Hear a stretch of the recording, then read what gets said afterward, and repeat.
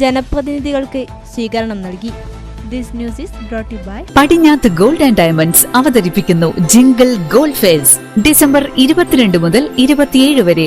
ചെറുപുഴ ഗ്രാമപഞ്ചായത്തിലെ 8, 9, 10 വാർഡുകളിലെ ജനപ്രതിനിധികൾക്ക് കോൺഗ്രസ് കമ്മിറ്റിയുടെ ആഭിമുഖ്യത്തിൽ സ്വീകരണം നൽകി.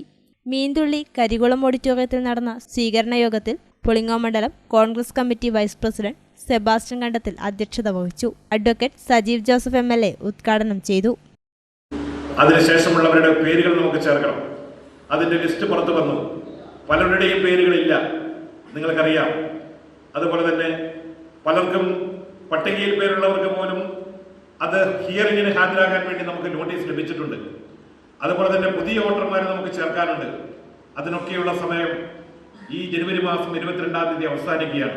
ഈ 3 വാർഡിലെയും ഇവിടെ ഇരിക്കുന്ന മുഴുവൻ സഹപ്രവർത്തകരും ഇന്ന് വരാത്ത നമ്മുടെ സഹപ്രവർത്തകരെയും എല്ലാം കൂട്ടിക്കൊണ്ട് നമ്മുടെ വീടുകളിൽ കൃത്യമായി പരിശോധന നടത്തി എല്ലാ വോട്ടർമാർക്കും വോട്ടുണ്ട് എന്ന് ഉറപ്പുവരുത്താൻ.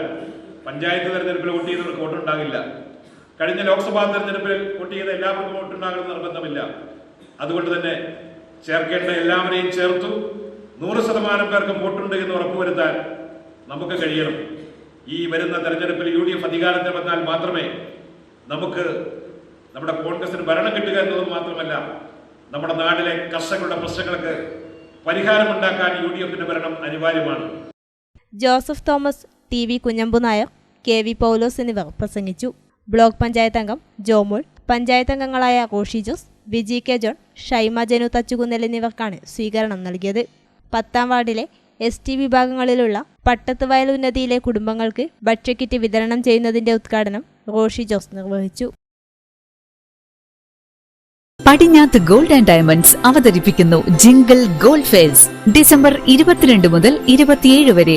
1 പവൻ സ്വർണ്ണാഭരണമോ 35,000 രൂപയുടെ ഡയമണ്ട് ആഭരണങ്ങളോ പർച്ചേസ് ചെയ്യൂ. സ്വർണ്ണ നാണയം സമ്മാനമായി നേടൂ.